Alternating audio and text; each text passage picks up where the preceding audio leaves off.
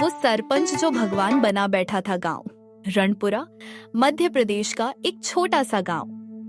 सुबह के 7 बज रहे थे। धनपत सिंह अपनी बड़ी सी कुर्सी पर बैठा था। सामने चाय, पास में बुधिया, पंखा झलते हुए। तभी रामू काका आए, हाथ जोड़े, माथे पर पसीना। सरपंच जी प्रणाम, एक अर्ज लेकर आया हूं। बोलो रामू, क्या तकलीफ है? सरपंच जी, हमारे खेत की नहर वाली नाली बंद हो गई है। 3 हफ्ते हो गए, फसल सूख रही है। सरकार से पैसा आया था ना मरम्मत के लिए? हाँ रामू, आया था, लेकिन क्या करें, ठेकेदार ने बोला सामान महंगा हो गया, बजट कम पड़ गया। लेकिन सरपंच जी 2 लाख रुपए आए थे, गांव वाले जानते हैं। अरे रामू, तुम जानते हो कि सरकारी काम में कितना खर्चा होता है।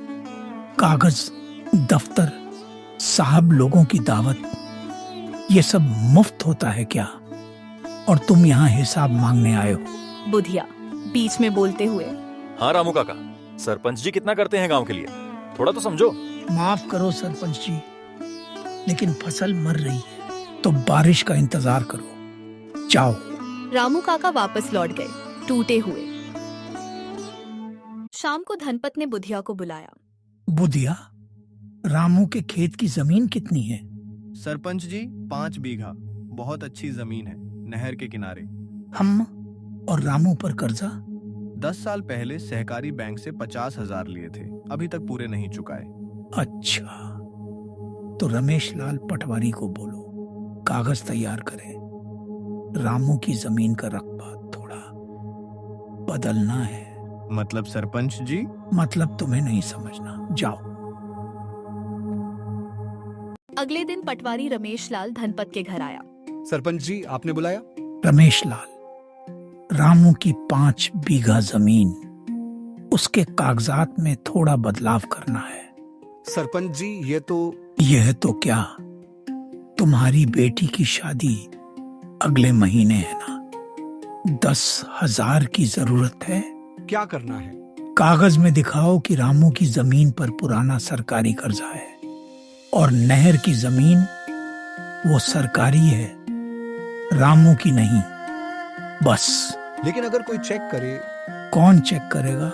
जिला दफ्तर में मेरे आदमी है, करो काम। रमेश लाल ने सिर हिलाया।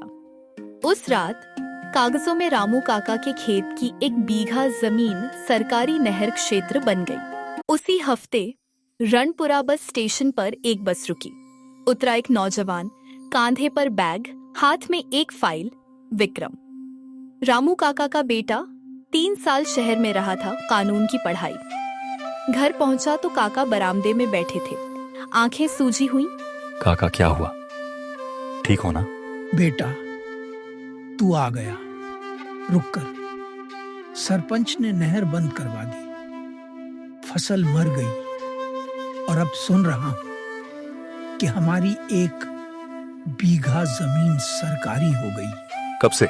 पटवारी ने कागज दिखाया, बोला नया रिकॉर्ड है। काका, वो कागज अभी भी हैं तुम्हारे पास? हाँ, बोलो। विक्रम ने कागज उठाया, ध्यान से पढ़ा, फिर धीरे धीरे मुस्कुराया। ये गलती बहुत महंगी पड़ेगी। अगले दिन विक्रम सीधे धनपत के घर गया। दरवाजे पर बुधिया था। कौन हो? रामू काका का बेटा, सरपंच जी से मिलना है। सरपंच जी बड़े आदमी हैं, ऐसे नहीं मिलते। बोलो उन्हें। विक्रम आया है, जमीन के कागजात लेकर। बुधिया अंदर गया, 2 मिनट बाद वापस आया। आ जाओ।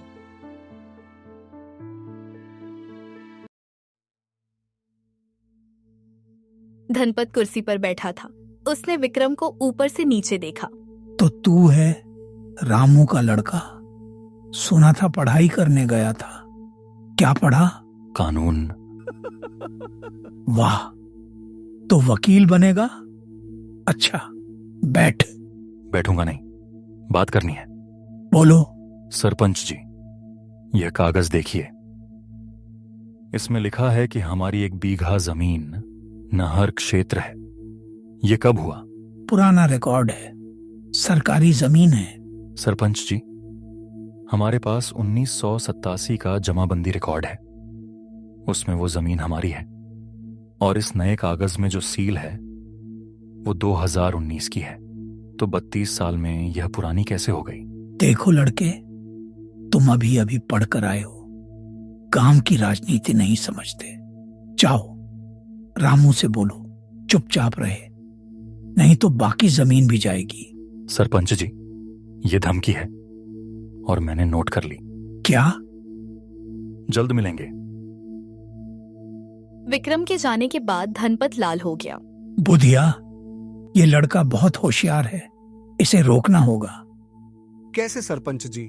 रामू पर बैंक का कर्जा है ना, कल बैंक मैनेजर को फोन करो, बोलो रामू का कर्जा एनपीए में डालो, घर पर नोटिस भेजो। लेकिन उन्होंने कुछ पैसे चुकाए हैं। जो नहीं चुकाए वो काफी है, जाओ।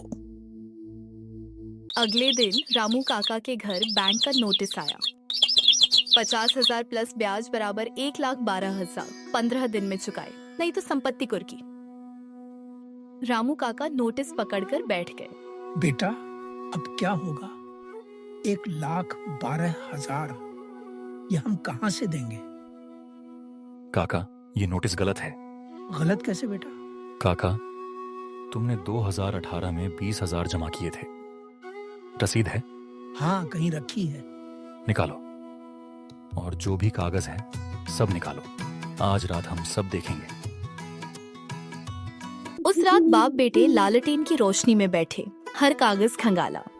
काका, घबराओ मत, इन्होंने जाल बिछाया है, लेकिन जाल में एक छेद है। कौन सा छेद बेटा? उनकी अपनी गलती। तीसरे दिन धनपत ने गांव की पंचायत बुलाई। सब किसान इकट्ठा हुए चबूतरे पर।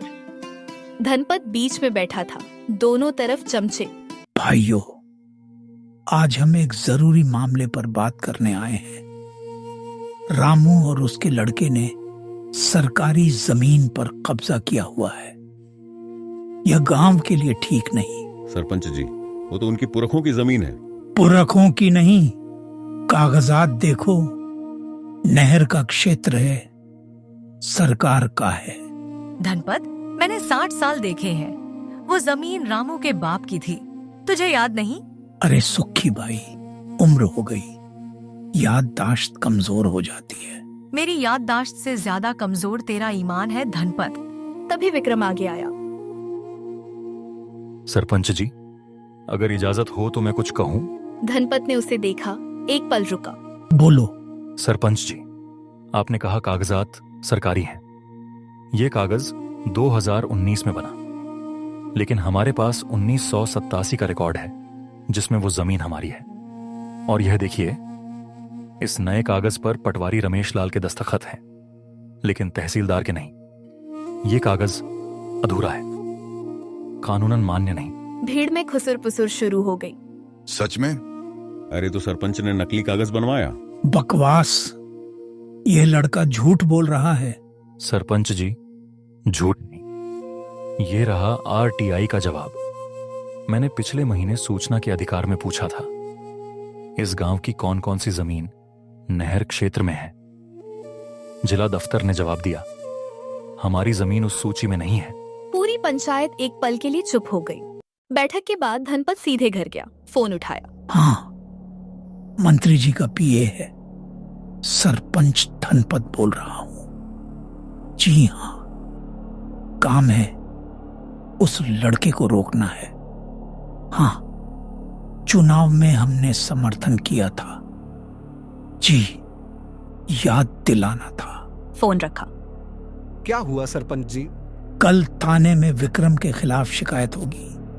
सरकारी काम में बाधा, झूठे कागज फैलाना। लेकिन उसने झूठ नहीं बोला। बुधिया, सच और झूठ वो नहीं होता जो हुआ। सच वो होता है जो लिखा जाए, और मेरे आदमी लिखते हैं।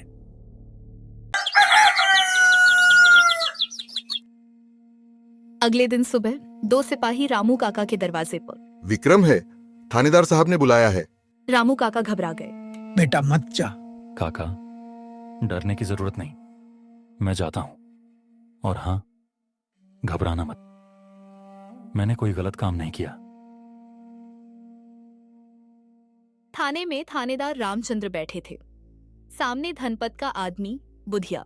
विक्रम, शिकायत है कि तुमने पंचायत में झूठे कागज दिखाए, सरपंच जी के खिलाफ भड़काया। थानेदार साहब, क्या मैं वो कागज देख सकता हूं जो मेरे खिलाफ शिकायत में लगाए गए हैं? लो। साहब, इसमें लिखा है मैंने सरकारी काम में बाधा डाली, लेकिन मैंने आरटीआई के जवाब दिखाए। आरटीआई यानी सूचना का अधिकार। यह कानूनी अधिकार है, इसका इस्तेमाल करना अपराध कैसे है? थानेदार चुप रहे। साहब, इसने सरपंच जी को बदनाम किया।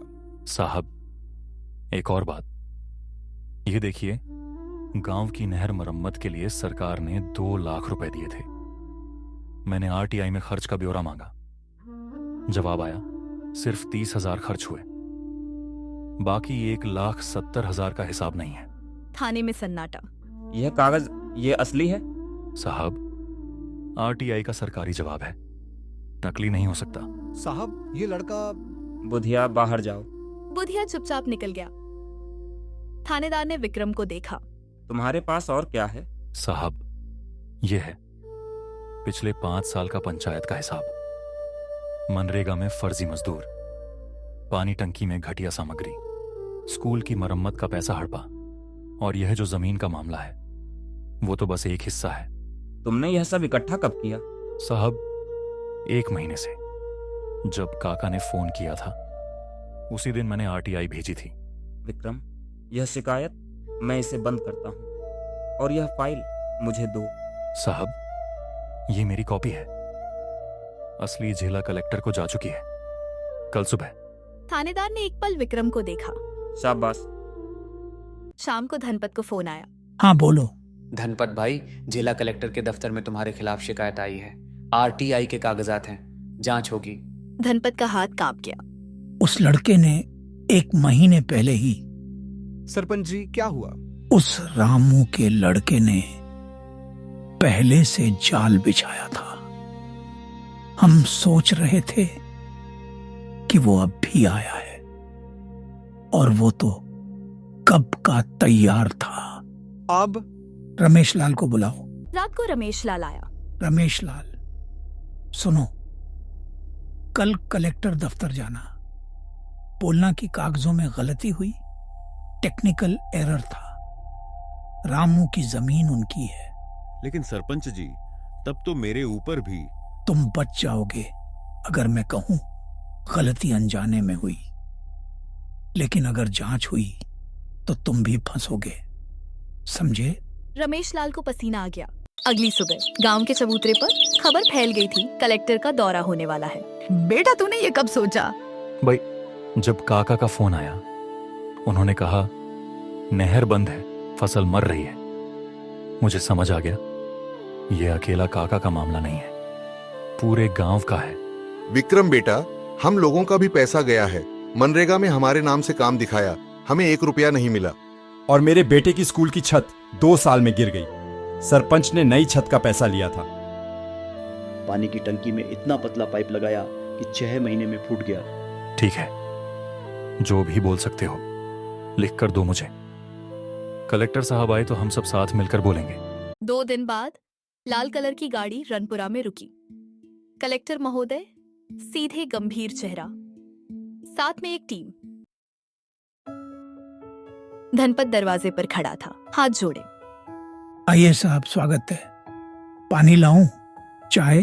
कुछ नहीं चाहिए, पंचायत के कागजात चाहिए। जी साहब, जरूर। तभी विक्रम आगे आया, साथ में 15-20 किसान।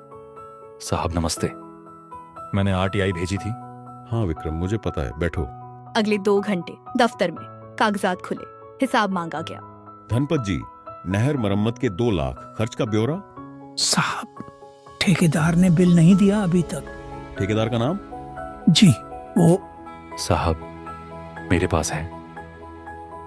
ठेकेदार रमेश लाल पटवारी के साले का नाम है, और काम कभी हुआ नहीं।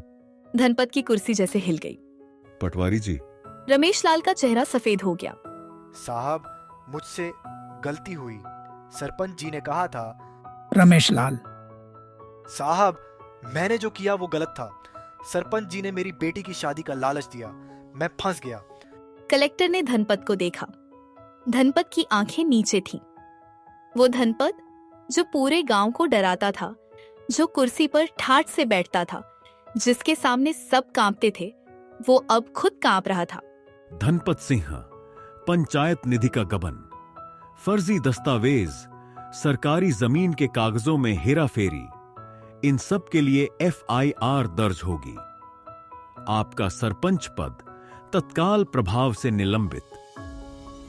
साहब, मैं देखिए। बैठिए। धनपत बैठ गया। बाहर गांव वाले खड़े थे।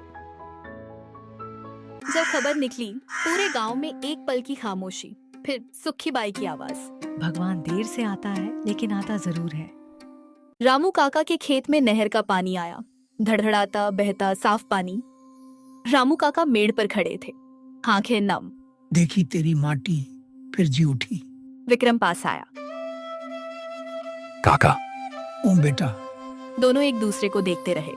तूने ये सब अकेले कैसे किया? अकेला नहीं काका, आप थे, सुखी बाई थी, गांव था। मैंने बस वो किया जो किसी ने सोचा नहीं था। क्या? कागज मांगना। रामू काका हंसे, पहली बार बहुत दिनों में। बेटा एक बात बता, तू डरा नहीं? धनपत बड़ा आदमी था, कनेक्शन थे। कि काका, जब तुम रोज इस मिट्टी में काम करते थे तब डरते थे? नहीं। मैं भी नहीं डरा। ये हमारी मिट्टी है, इसके लिए लड़ना तो बनता है। एक हफ्ते बाद धनपत को पुलिस ले गई। जाते जाते उसने एक बार विक्रम को देखा। तूने अच्छा नहीं किया। सरपंच जी, मैंने वही किया जो सही था। गांव का पैसा गांव का है, किसी एक आदमी का नहीं। राजनीति में ऐसे नहीं चलता। तभी तो बदलनी पड़ती है। धनपत को पुलिस ले जाती है। महीना बीता। रणपुरा में नए सरपंच के चुनाव की घोषणा हुई। गांव वालों ने मिलकर फैसला किया। बेटा, सरपंच तू बन। भाई मैं वकील हूं, नेता नहीं। वकील होना नेता से बड़ा काम है। तू सच बोलता है और गांव को यही चाहिए। हाँ विक्रम, तू ही सरपंच बन। पूरा गांव साथ है। विक्रम ने रामू काका को देखा।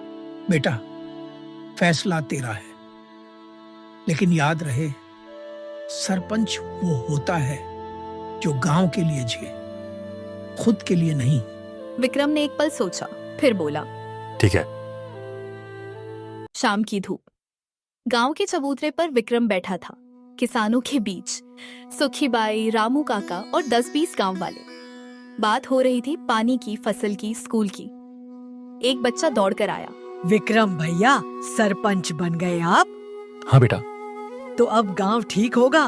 बेटा, गांव तुम लोग ठीक करोगे, हम बस रास्ता बनाएंगे। बच्चा मुस्कुराया और भाग गया। बेटा एक बात बता, धनपत के पास पैसा था, ताकत थी, कनेक्शन था। तुझे पता था कि तू जीतेगा? नहीं काका। तो फिर? लेकिन यह पता था, अगर नहीं लड़े तो हारना पक्का था। ऊपर आसमान में सूरज डूब रहा था। रणपुरा की मिट्टी सुनहरी हो गई थी और पहली बार बहुत दिनों में गांव में एक अजीब सी खामोशी थी, शांत, सुकून भरी, जैसे जमीन ने सांस ली हो। सरपंच की ताकत कुर्सी में नहीं, ईमान में होती है, और जो कागज मांगना सीख ले उसे कोई नहीं दबा सकता।